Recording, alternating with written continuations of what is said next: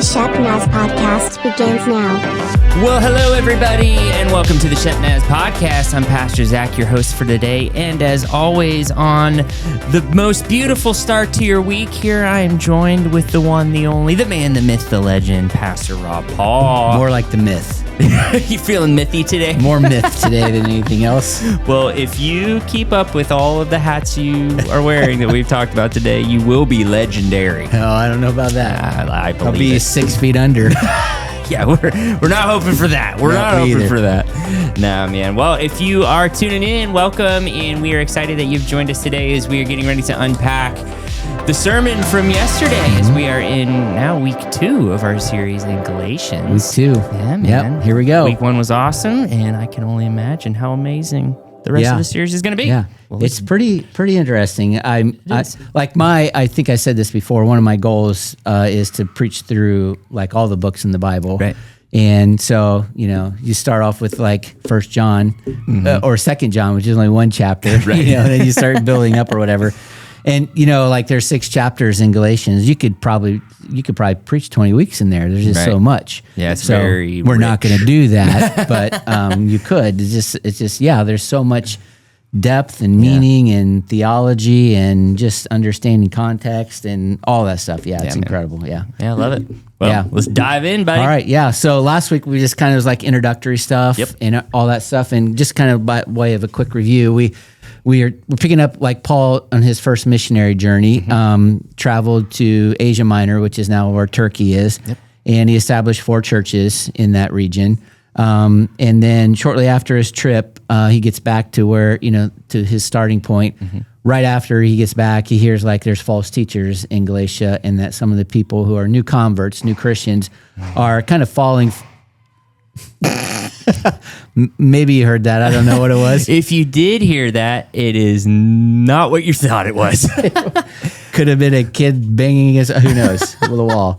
All right. I think I saw pool noodles in the gym earlier. Yeah, that's what it was. Yeah. Yeah. So our podcast studio, if you aren't aware, is still in a closet. Right. So one of Next these days. to the gym where gym class takes place every Currently. time we record. Yes. And if there wasn't a scheduled gym class, something did show up in there every time. So 100%. Yeah. So anyway, these false teachers show up in Galatia into the churches, and they're teaching basically that the gospel that Paul was teaching wasn't enough. And Paul is teaching that, Jesus has died on the cross. There's a new way to encounter God. It's through grace. It's through what Jesus did on the cross. But the old system that had been in place forever was, you have to keep the law, you have to keep the ceremonies. There's certain things you can't do, certain things you have to do.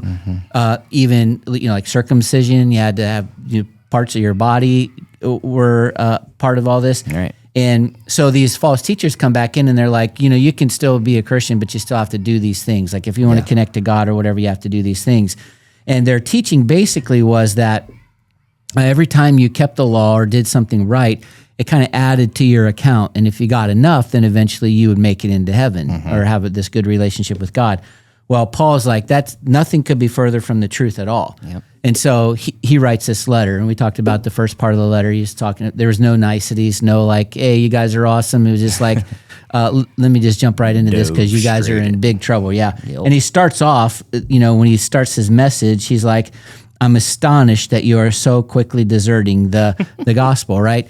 And it's interesting because this word astonished this kind of has 2 meanings. Like it means to be astounded and bewildered. So like Paul's like, I don't get it. I don't understand. Right. And I think about this word astounded. When I was thinking about this, I was thinking about an example. Monica and I a couple years ago had the opportunity to go to Hawaii. And we were on the island of Maui, and we went up to this mountain. It was a volcano, Haleakala. And on top of the mountain, there is an observatory for the government. It's like one of the best places in the world to see the stars. We literally standing up there, we waited, we watched the sun go down and the stars come out. We didn't even stay till 1 or 2 in the morning. We were there like, shortly after. We could see the Milky Way with our naked eyes. That's crazy. I mean, it was, and you look up and there's just so many stars, like way more stars there than we see here. Yeah. There was just no light pollution because you're on an island. There's not much light, and we're all the way up on a mountain anyway.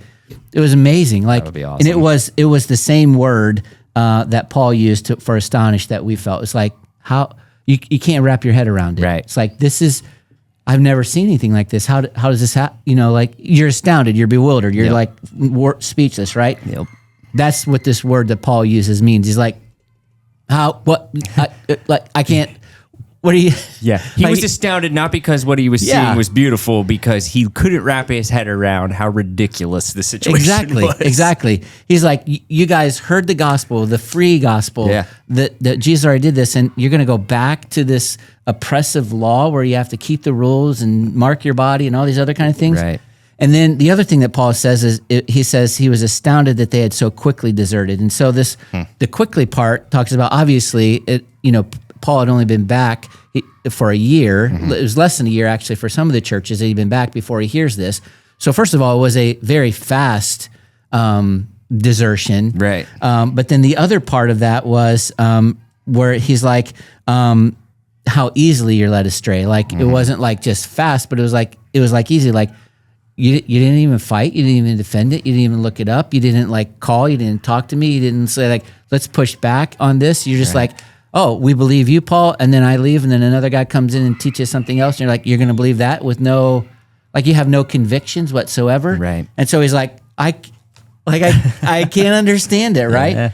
And then so he goes on, he says, I'm astonished that you're so quickly deserting. And so we talk about this desertion thing, and the fact that Paul was talking about the desertion literally means, like, the idea here is that he understands that the fact that they're deserting the gospel is going to devastate their spiritual life. But not just that, the preaching of the gospel going forward. Like, he's concerned, like, if you desert the gospel, you go back to this works-based system, it's gonna really stink for your life. Right. But also, there's a reputation that the gospel has, that it transforms people's lives. And if you don't let it transform your life and you go back to the old system, then it's like a tarnish on the reputation of the gospel to do what it does. Yeah. And so Paul, when he talks about this desertion, the word literally implies a complete transfer of allegiance from one thing to another. So in other words, Paul's like, you're just like all in for the gospel. You're all in for that, right? And then all of a sudden you're going to be like all in for the other thing. Right. And he's like, I don't understand how you can do that. And like, again, his mind is just blown by the whole thing. Yeah. So this is how he starts the letter. He's like, you guys blow me away. Literally, like, you blew me away. I don't get it. I don't understand it. You were all in, and now all of a sudden, just like that, you're out. And you're going to go back to this oppressive, legalistic thing. And theologians, or in the church world, we use another word for deserting, and it's called apostasy. And apostasy means to embrace the Christian faith and then later reject it. Yep. So this is really what's happening to the Galatians. They've embraced the Christian faith, and now they're just like, we're done with it. We're rejecting it. And I remember when I was a youth pastor, there was a statistic that was out that really, when it came out, it shook the world, the church world a lot. Yeah. And it was that 88% of all Christian teenagers leave the church when they graduate from high school. So within a year of graduating from high school, 88% of the kids who are in the church would leave the church. Yep. Well, we found out that probably wasn't most accurate. There's a stat out today that goes 70% of kids who are a part of the church leave the church after they graduate from high school. And I don't think that that's accurate as well. Yeah. I think that there are kids that leave the church but maybe don't leave their faith. Right? But leaving the church is tragic because it's the place where you can connect with God. But leaving your faith is worse. Yeah. Like, that's the worst thing ever. And so, or not, well, maybe it's the worst thing ever. Right? It could be. Anyway, I think that more accurately, about a third of Americans leave their childhood religion. That's probably a stat that's more accurate. Yeah. So 33%, 1/3 of all people at some point in their life leave their childhood religion.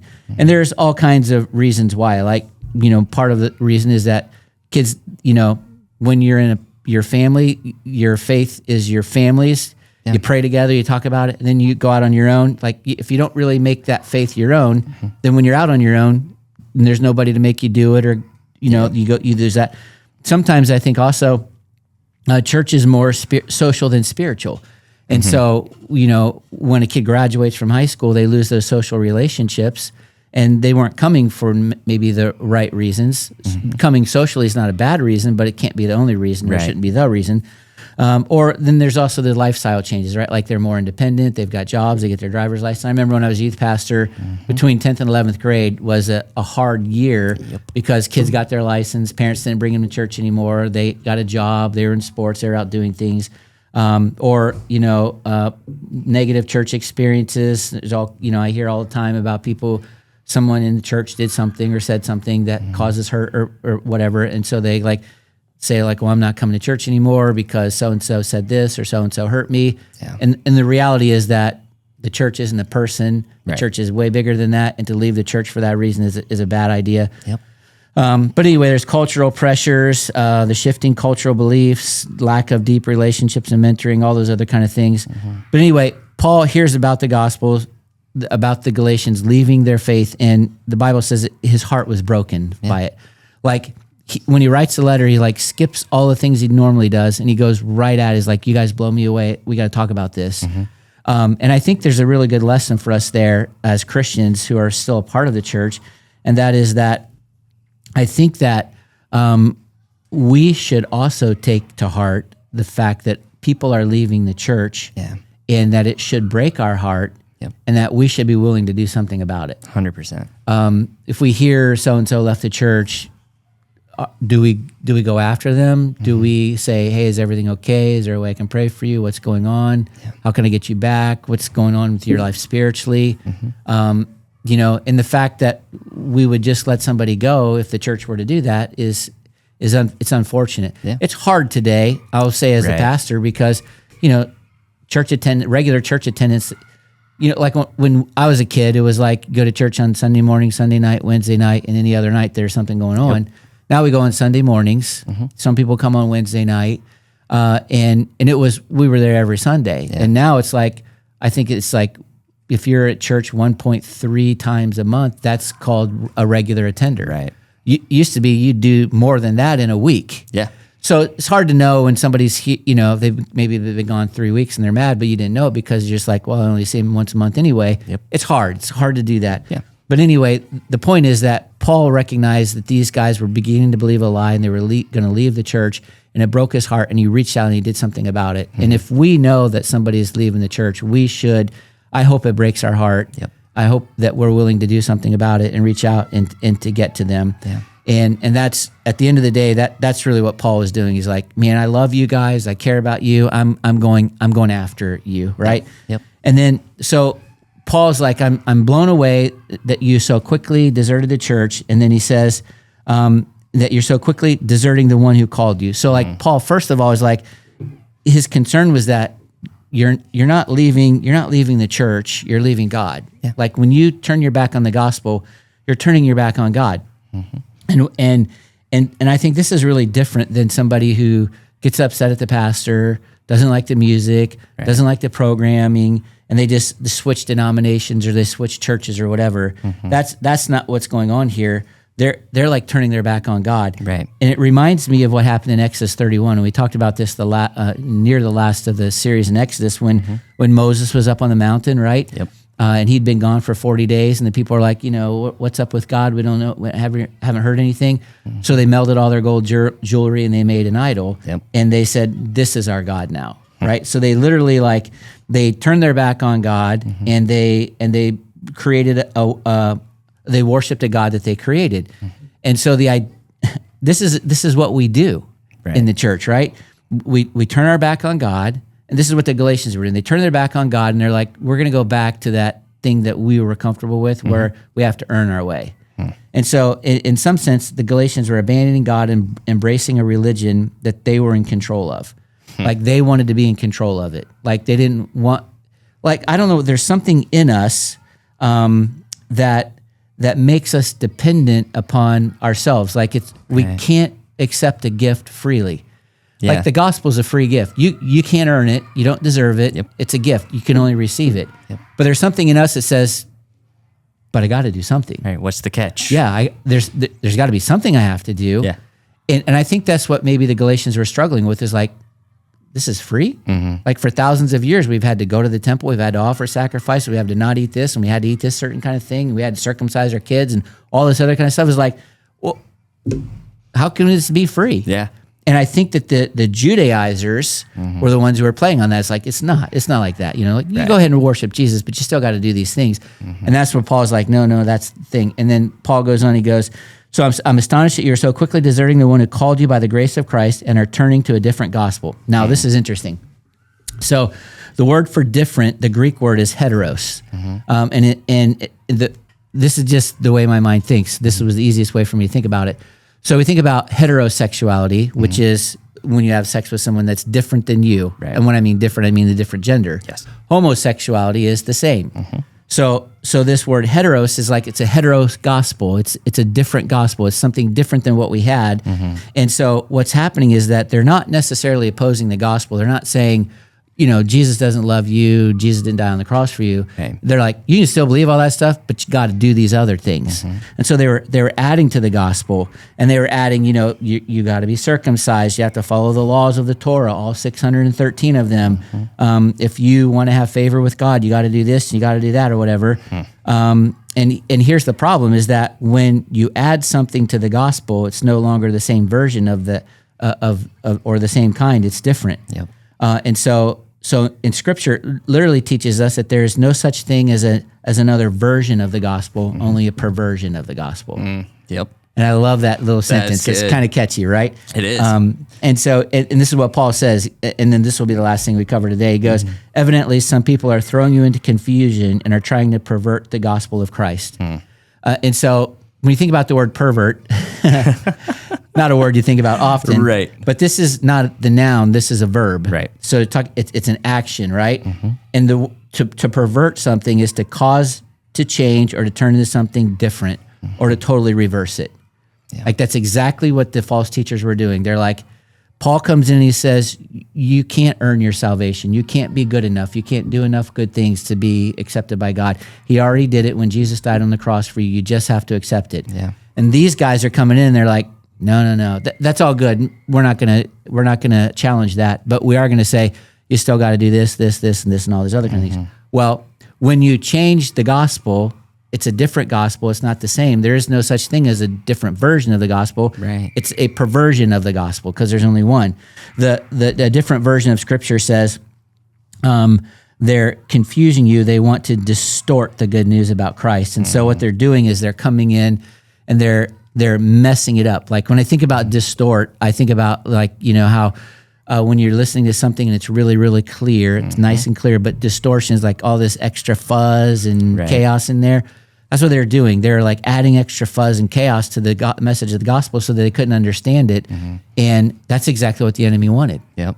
Because he wanted them to have to be in control because he knew there's no way they could keep the law. Because see, the law is designed to show us that we need a savior. Yeah. And that's what Jesus came to do. But then if you're like, no, you still have to do these things, then you never find freedom. Yep. And what we call that is legalism. We'll talk about that tomorrow. Yeah. Well, I will say, as the music nerd I am, you know, I'm a lover of heavy music. Yeah. Not something that I talk about all of the time, and not something I promote all the time. Well, you know, I was a youth pastor in the 90s. Touché. So I love it too. That's one thing we have in common, you know, a little bit of growl in it. Yeah. And so when you're looking at music, like you said, something pure is like if I have a guitar, right, and I play something without any effect on it, it's just a pure sound. When I add distortion, one of the other words that they use in music theory is like it causes tension within the sound. And so I find it interesting when you're saying like they're distorting it, is that distortion purposely causes tension within the music that you're hearing. Interesting. So you could be playing the exact same thing without any distortion, and it can make you act and feel and do a certain thing, but when you distort it, it changes that molecular experience that goes on in your brain to feel this tension. Yeah. So I find it, I relate to that when you think distortion, and what they're trying to do is cause tension within the purity of the gospel. Yeah, it's exactly what they did. Yep, it's happening right here before your eyes, folks. It's happening. Well, that is part one of our walkthrough of Pastor Rob's sermon as we continue through the book of Galatians. Hopefully you were hopefully encouraged. I know this is kind of the just the reality situation. It might not sound super encouraging right now, but that's why you got to stick around with us, continue as we walk through the rest of the sermon and walk through the rest of Galatians. And if you're experiencing something like that in your life, man, maybe you are having questions and doubts and the way that the world is trying to distort the gospel right now, man, we'd love to talk to you about that and help point you back to the right direction. So reach out to us at podcast@shepnaz.org, and we hope you have a great day. This podcast is a production of the Shepherd Church of the Nazarene, Gahanna, Ohio. Email to podcast@shepnaz.org and let us know what you think.